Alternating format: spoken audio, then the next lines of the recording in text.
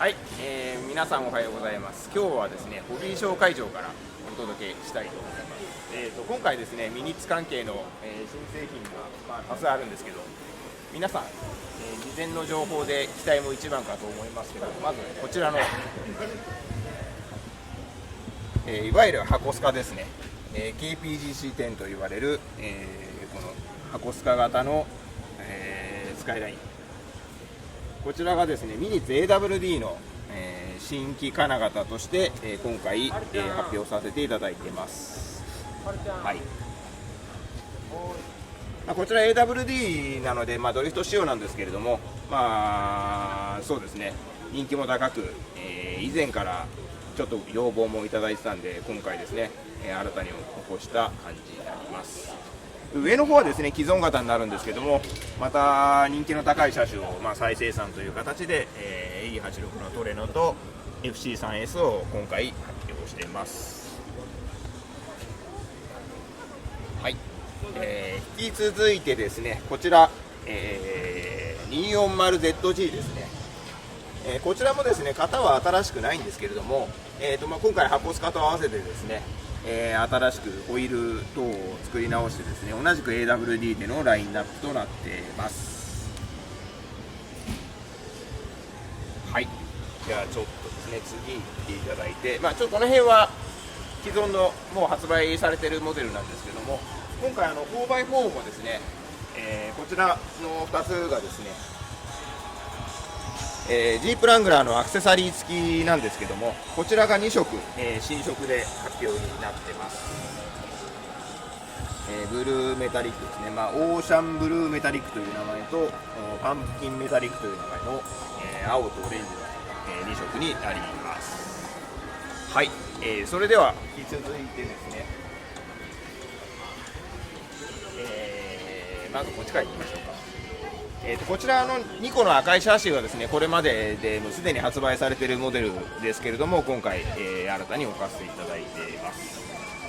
で、今回このロゴにもあります通りですね、表彰は60周年記念ということで、今年が60周年の年なんですね。それに合わせてのアイテムとして、今後いくつか出していく中の第1弾として、皆さんおなじみのツールセット2の、オレンジアルマイトバージョンと、こちらがですね、去年の12月に出したスバルのインプレッサの 22B の、クロームメッキバージョンですね。なかなかちょっとこのメッキバージョンも生産大変なんですけど、60周年記念ということで、スペシャル仕様になっています。はい、続きましてこちら、ミニッツ RWD のマクラーレンセナなんですが、こちらの方は皆さんご存知の通り以前からあるんですけども、今回このいわゆるセナカラーですね、90年代のマルボロマクラーレンの色を再現した、セナ、ゼッケン12番も入ってますけれども、これが新しく新色として発表になっています。はい、そして今回の目玉というか、もう一つですね、こちら箱スカと並んでもう一つ新規の金型として発表するのがこのコルベットの C8R、実車もですね、この方から初めてミドシップ、フロントエンジンからミドシップに変わった方の、こちらですね、レーシングバージョンになりますね。今回これを、箱スカと並んで出しています。こちらはですね、RWD シャーシーで、いわゆる皆さん気になるオイルベースは 98mm の、ワイドの MM という